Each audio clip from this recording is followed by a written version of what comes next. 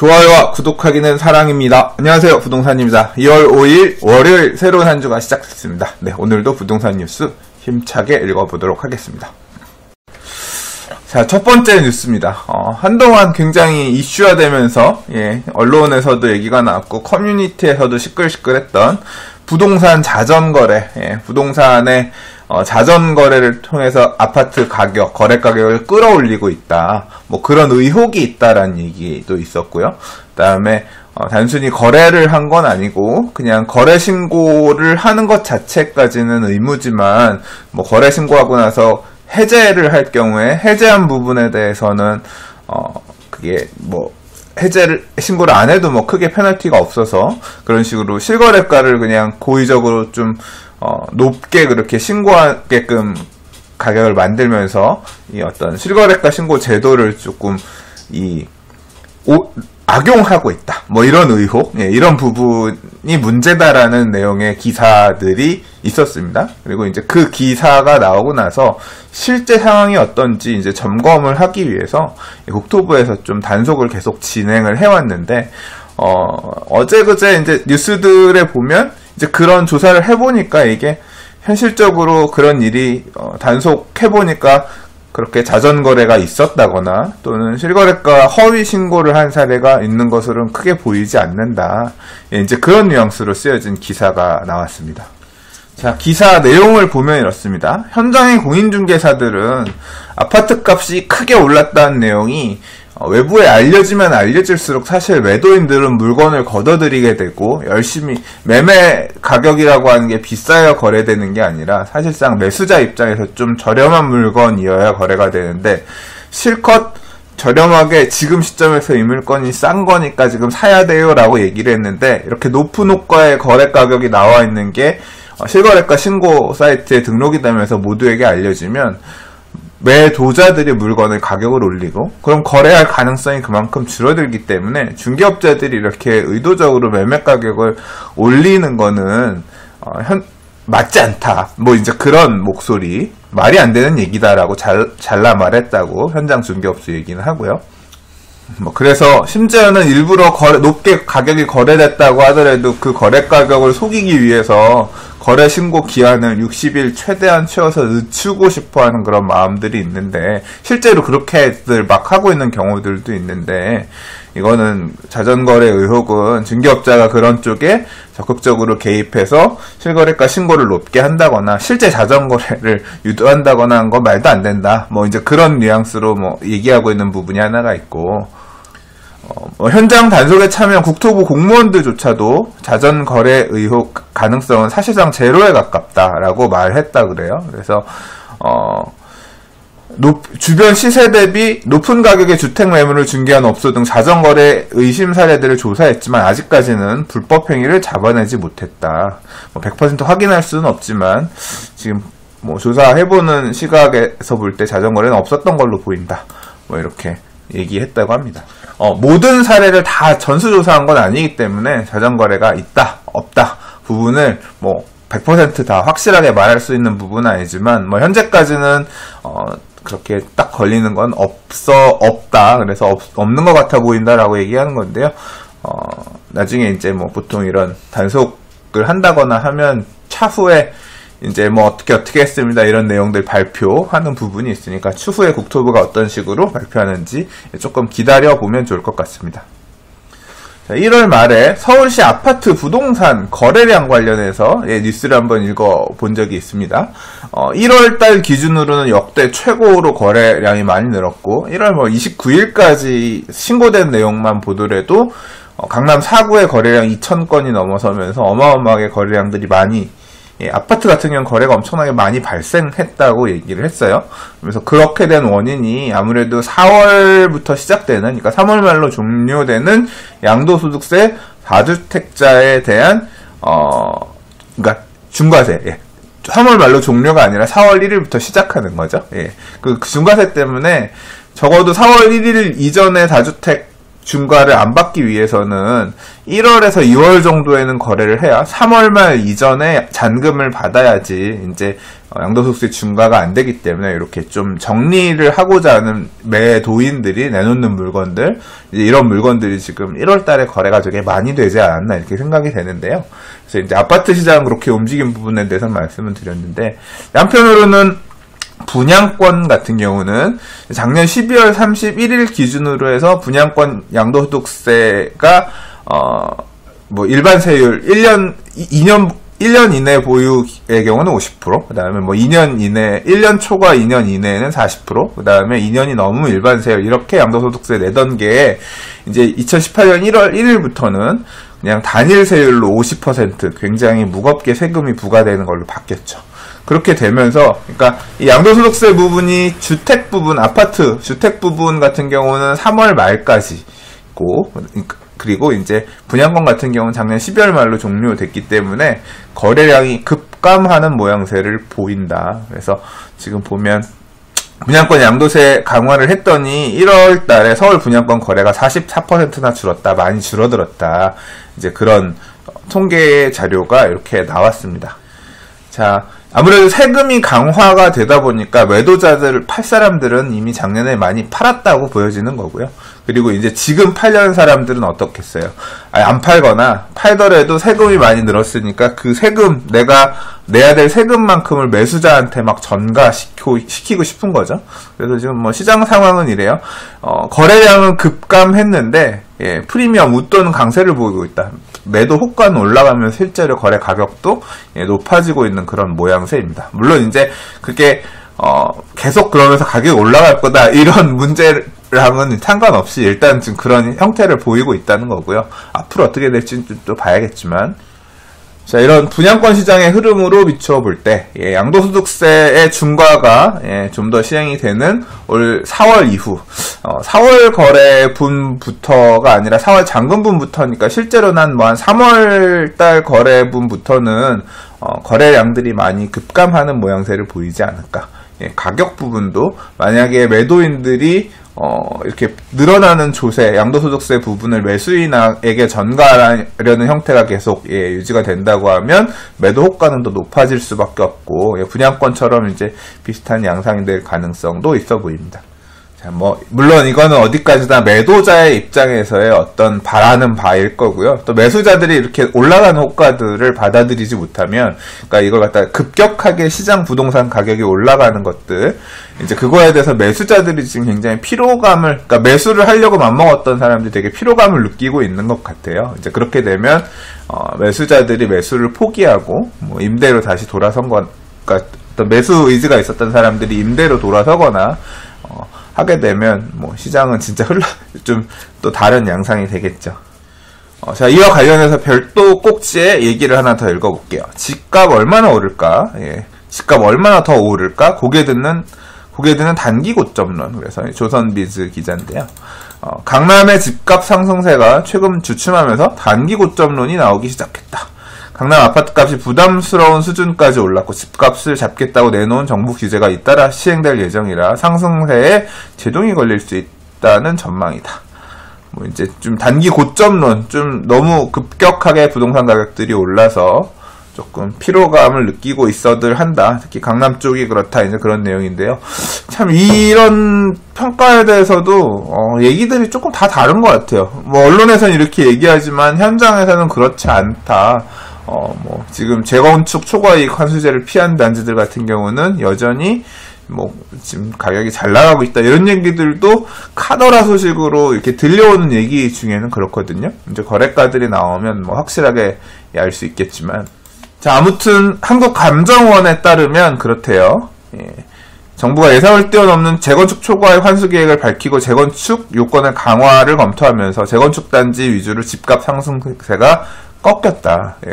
오름폭이 줄었다고 하고 있고요. 그리고 뭐 전문가들도 아까 좀 전에 말씀드린 좀 단기 고점론을 뒷받침할 만한 그런 얘기들을 좀 하나 봐요. 그래서 뭐 박합수 부동산 수석 전문위원은 추경 매수하기가 부담스러울 정도로 집값이 빠른 속도로 올랐고 이딴 정부의 규제책으로 매수 심리가 위축됐다라고 했다고 하고요. 이런 추세가 당분간 이어질 것으로 내다봤다고 합니다. 최상욱 하나금융투자연구위원도 지난 8일 대책 이후에만 강남 집값이 4~5% 정도 올랐고 1년 6개월은 걸려서 오를 가격이 짧은 기간에 올랐고 일부 단지는 한 20~30% 정도나 올랐는데 이 정도면 단기에 충분히 올랐다고 봐야 되기 때문에 다주택자 양도소득세 중과가 시작되는 4월 전후면 급등세가 진정되지 않겠느냐. 지금 이미 사기에 너무 가격이 올라서 부담스러운 수준인데다가 양도세 중과나 신DTI 등 규제책들이 시행되게 되면 팔고 나가는 엑시트하는 부분에 대해서도 제동이 걸리기 때문에 좀 부담스러워져서 조금 진정되지 않겠냐 이렇게 봤다 그래요. 함영진 부동산 114 리서치 센터장은 조금 다른 의견인가 봐요.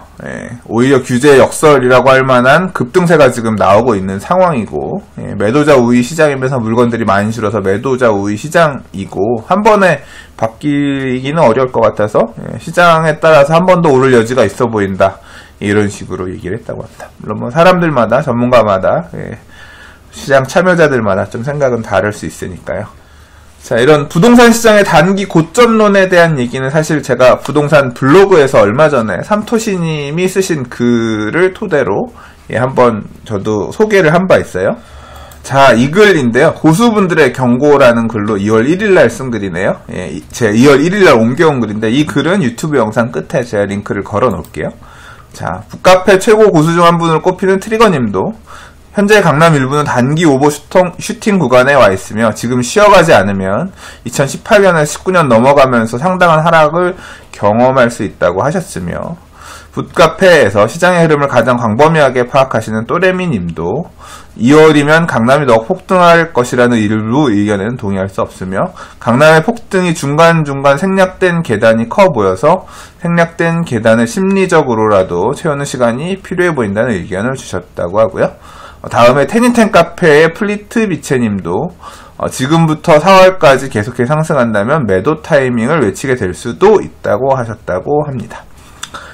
이렇게 좀 계속 이렇게 올라가는 모양새만에는 동의할 수 없겠다. 이제 이런 의견을 주신 분들이 말 그대로 제야고수 이런 분들이죠. 또는 이제 언론에서 이렇게 활동하지 않거나 그냥 개인적인 투자를 하면서 이렇게 보시는 분들이 보는 어떤 시장에서도 이런 시각이 있더라라는 건데요. 1월 달에 거래량들이 폭발하면서 그리고 또 가격이 상승하면서 또 제가 사실 오늘 뉴스에서 읽어보진 않았습니다. 이런 기사도 되게 많았어요. 강남을 억눌렀더니 강북이 튀어오른다 그래서 최근에 사실 마포권역이나 성동권역에 있는 새 아파트들, 인기 아파트들이 막 가격이 미친 듯이 올라가고 있는 그런 거래 가격들이 막 찍히면서 이게 말이 돼요. 막 이제 시세나 거래 가격들 현장을 통해서 지금 확인하고 있는 북카페 회원들끼리 얘기 나누는 내용 중에 이제 그런 내용들이 많이 있거든요.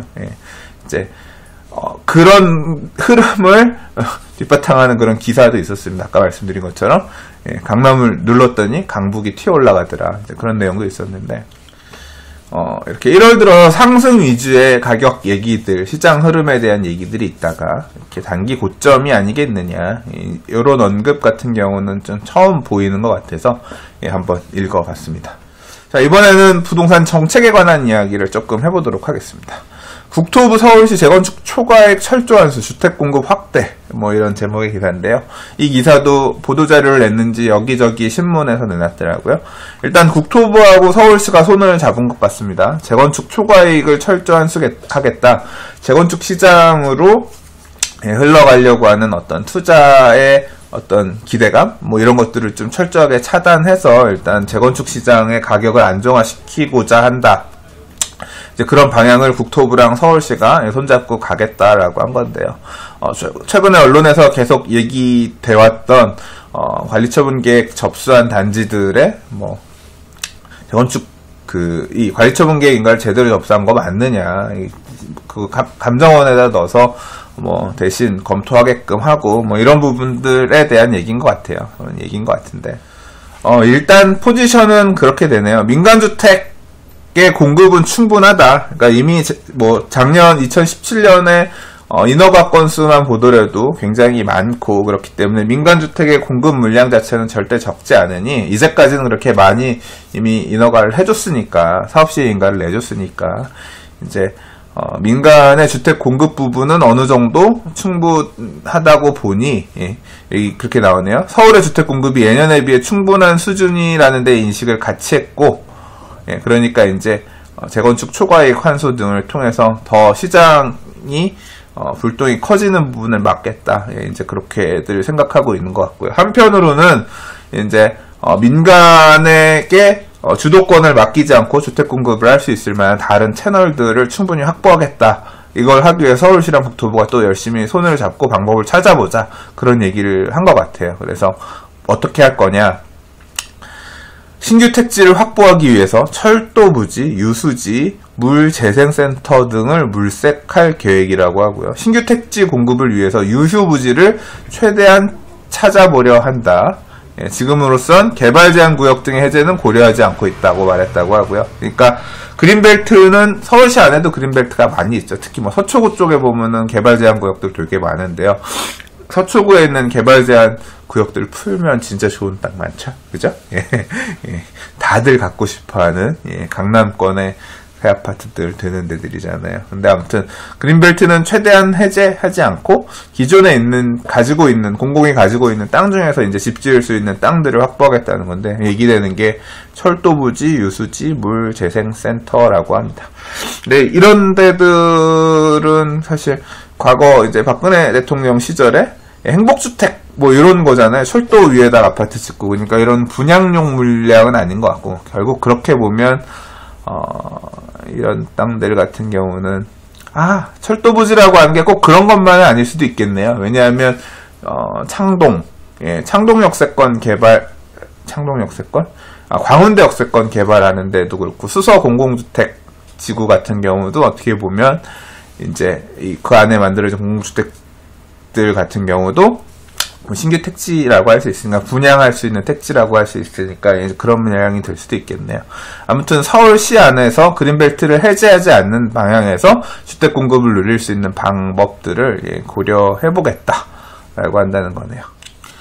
아무튼 이와 관련해서 추가적으로 계속 실무 협의를 진행을 해서 도출된 결론을 국토부 서울시 정책 협의 태스크포스를 통해서 발표하겠다라고 했으니까 뭐 나중에 어떤 내용들이 나올지 좀 보도록 하겠습니다. 또 하나의 정책에 관한 얘기인데요. 뭐 지방 3개에 5개 도시를 묶어서 강소도시, 중소도시가 아닌 강소도시로 키우겠다. 이 균형 발전에 대한 얘기인 것 같습니다. 지금 우리가 얘기 듣고 있는 혁신도시도 사실 이런 개념이죠. 이 얘기를 제가 얼마 전에 누구랑 했지? 누구랑 아무튼 한 적이 있어요. 혁신도시가 왜 나오게 됐는지.